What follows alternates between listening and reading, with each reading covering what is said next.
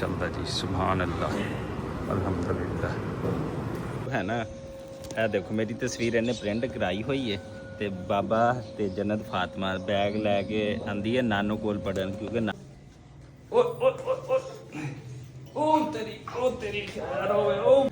अस्सलामुअलैकुम वरहमतुल्लाह वबरकात। अस्सलामुअलैकुम सज्जनों बेलियो मित्रों ਤੁਹਾਡਾ ਕੀ ਹਾਲ ਚਾਲ ਹੈ। ਉਮੀਦ ਹੈ ਸਾਰੇ ਠੀਕ ਠਾਕ ਹੋਣਗੇ, ਵਧੀਆ ਹੋਣਗੇ। ਲੈਂਦੇ ਚੜ੍ਹਦੇ ਪੰਜਾਬ ਵਾਲਿਆਂ ਨੂੰ ਸਾਰਿਆਂ ਨੂੰ ਮਾਸ਼ਾਅੱਲਾ ਰਮਜ਼ਾਨ ਦਾ ਤੀਸਰਾ ਜੁਮਾ ਮੁਬਾਰਕ ਹੋਵੇ। ਅਲਹਮਦੁਲਿਲਾ ਅੱਜ 16ਵਾਂ ਰੋਜ਼ਾ ਹੈਗਾ ਤੇ ਮਾਸ਼ਾਅੱਲਾ ਰੋਜ਼ੇ ਜਿਹੜੇ ਆ ਨਾ ਸਭ ਦੇ ਅੱਛੇ ਜਾ ਰਹੇ ਨੇ ਤੇ ਮਾਸ਼ਾਅੱਲਾ ਸਾਰੇ ਲੋਕ ਇਬਾਦਤਾਂ ਦੇ ਵਿੱਚ ਵੀ ਮਸ਼ਗੂਲ ਹੋਣਗੇ। ਤੇ ਇਸ ਜੁਮੇ ਦੇ ਉੱਤੇ ਤੁਸੀਂ ਦੁਆ ਕਰਨੀ ਆ ईरान वास्ते उम्मत मुसलमान वास्ते लाजमी दुआ करनी आ। तो रमज़ान जड़ा इस दफ़ा काफ़ी ठंडा जा रहा है तो आने वाले साल इंशाअल्लाह सानू अगले रोज़े भी जड़े नसीब होणगे इंशाअल्लाह वो भी ठंड दे विच ही आएंगे। लेकिन अब बकाया जिन्ना भी रमज़ान पिया अपनी इबादत जड़ियां ना फुल करो तो अपने रब का शुक्र अदा करो। दोनों रात पे ने जंग हो गई है। आ देखो जी जुमे ते जाना तो इन्हें मेरा ना ਇੱਥੋਂ ਲੱਤ ਪਕੜ ਲਈ ਹੈਗੀ ਤੇ ਮੇਰੀ ਬੇਟੀ ਜन्नत फातिमा ਦੇਖੋ ਮੈਨੂੰ ਛੱਡਦੀ ਪਈ ਹੈਗੀ। ਕਹਿੰਦੀ ਮੈਂ ਨਹੀਂ ਤੇ ਤੁਹਾਨੂੰ ਜਾਣ ਦੇਣਾ ਆਪੂ ਜੀ, ਕਿਤੇ ਨਹੀਂ ਜਾਣਾ, ਬਸ ਮੇਰੇ ਕੋਲ ਰਹੋ, ਇੱਥੇ ਜੁਮਾ ਪੜ੍ਹ ਲਓ ਜਿਹੜਾ ਪੜ੍ਹਨਾ ਹੈਗਾ।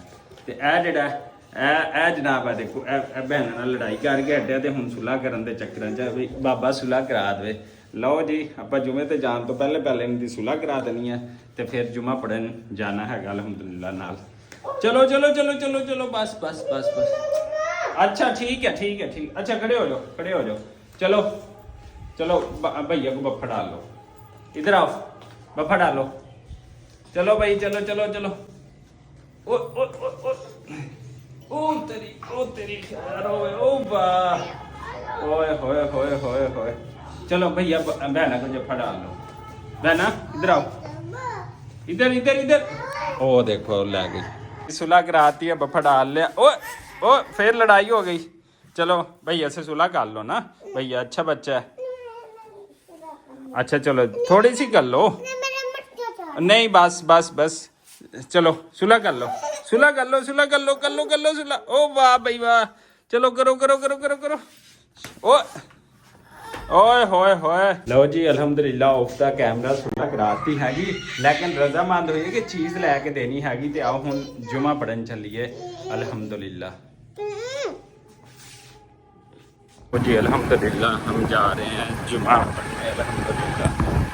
फिर आज आप सबको जो है वो जुमा मुबारक हो।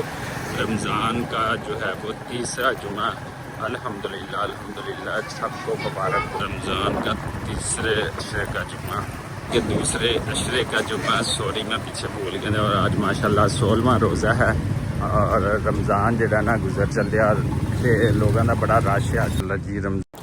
रमज़ान का तीसरा जुमा माशाल्लाह माशाल्लाह और लोगों का बहुत ज़्यादा रश हैगा आज का दिन मस्जिद दे विच अल्हम्दुलिल्लाह अल्हम्दुलिल्लाह जुमा पढ़न आंदे पए ने अल्हम्दुलिल्लाह अल्हम्दुलिल्लाह। और तो बहुत बड़ा तबलीगी मरकज़ हैगा जिथे लोग जड़े ना जुमा पढ़न आंदे ने अल्हम्दुलिल्लाह नाल।